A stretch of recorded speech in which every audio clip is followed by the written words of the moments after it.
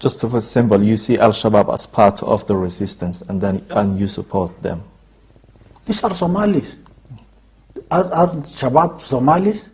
You may disagree with their ideology, you may disagree with their political program, but these are Somalis above anything else. And at the moment they are fighting for the liberation of Somalia and for the reconstitution of Somalia.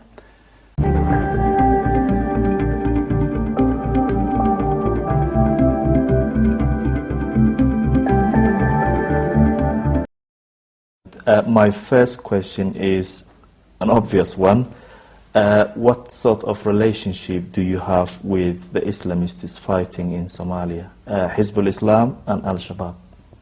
There is a misunderstanding on this issue, and people would like to jump to conclusions on this matter. It's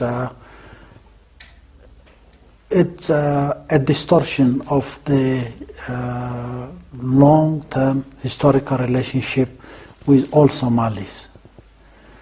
It would be a mistake and a distortion to limit this relationship with one or two groups. That's not true in the first place, but we have to be very clear.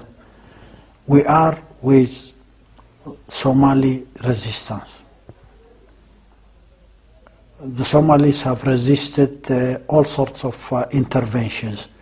We support all resistance from anyone in Somalia.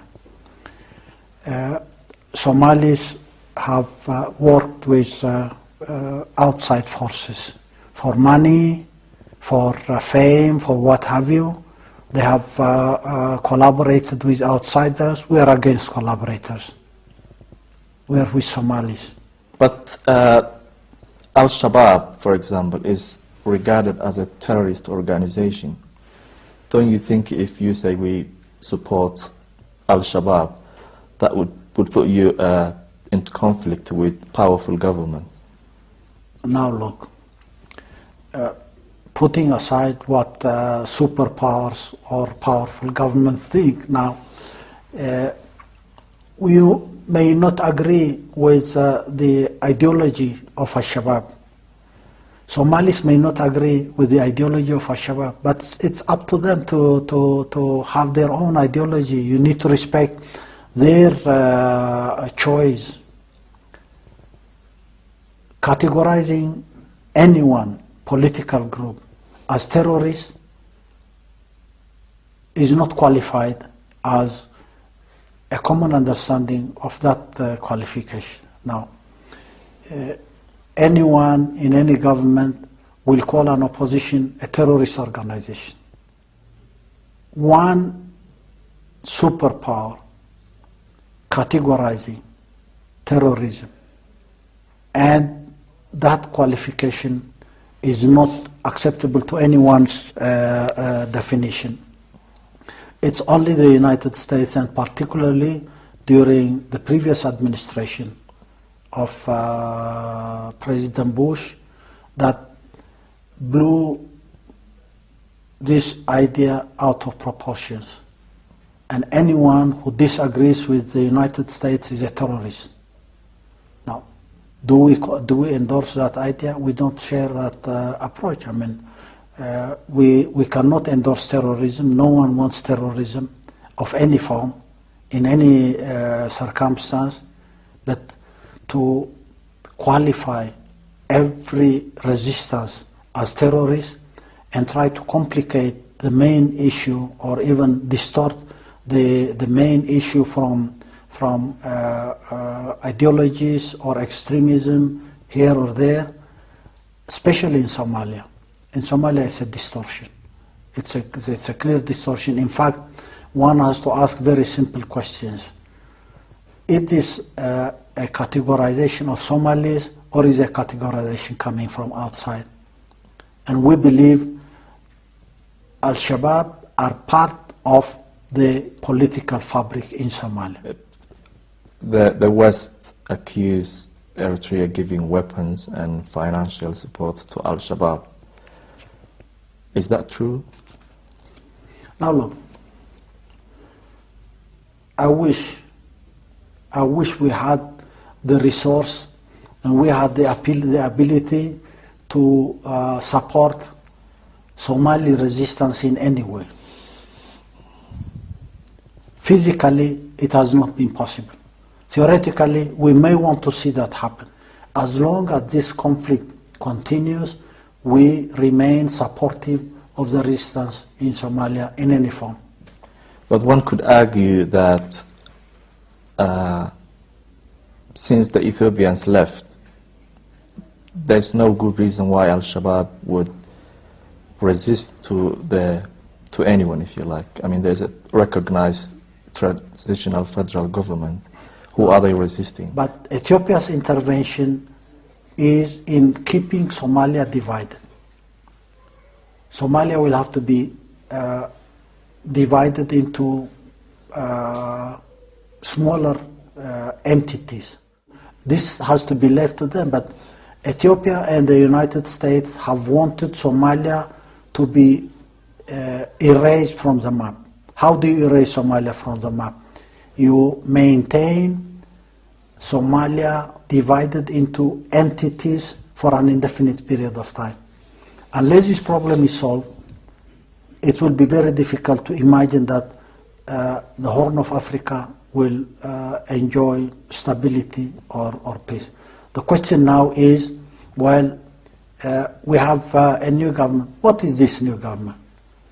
A government of Villa Somalia, protected by so-called peacekeepers from Uganda and Burundi, who are there to collect their budgets from the United Nations or from someone, and who don't even have a legitimate mandate in Somalia.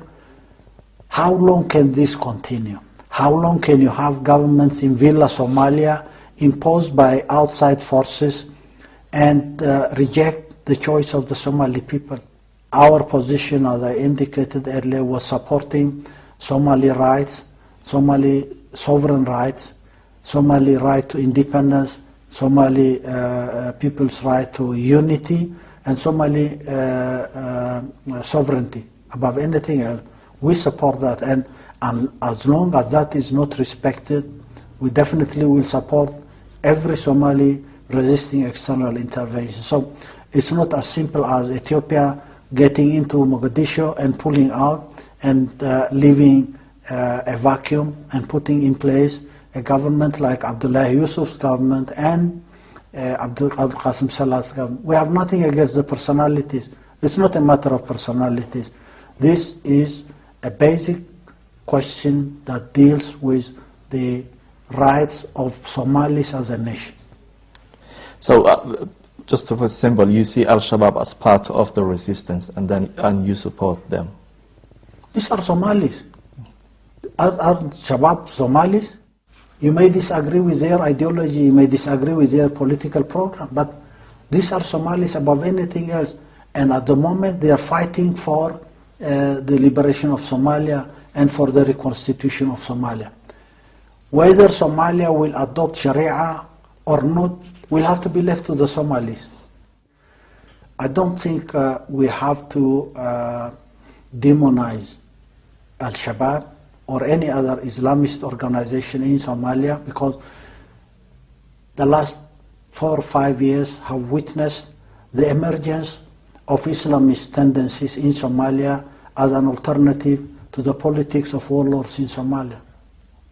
Why was Islam a means of getting out of the vicious circle of clan and tribal conflict led by warlords?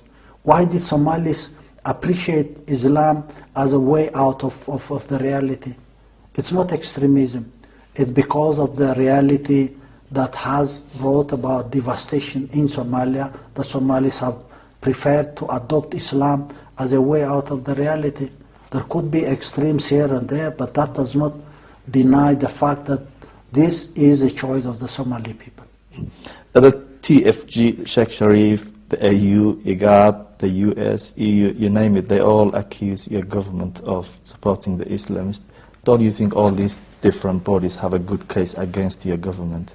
and the Security Council, as I understand, is debating later in the month and on imposing sanctions against your government. Don't you think that will harm your interests? You have to understand how this process of denouncing Eritrea came about, because it has nothing to do with the reality in Somalia. This was a position of agencies in the previous administration in Washington. People may have missed the logic in the timing of bringing about this government. This government, this so-called transitional government, is a product of the old policies of the administration in Washington. This is the United States doing all this show by using regional umbrellas to promote agendas that are not going to serve the Somalis, that are not going to serve the region.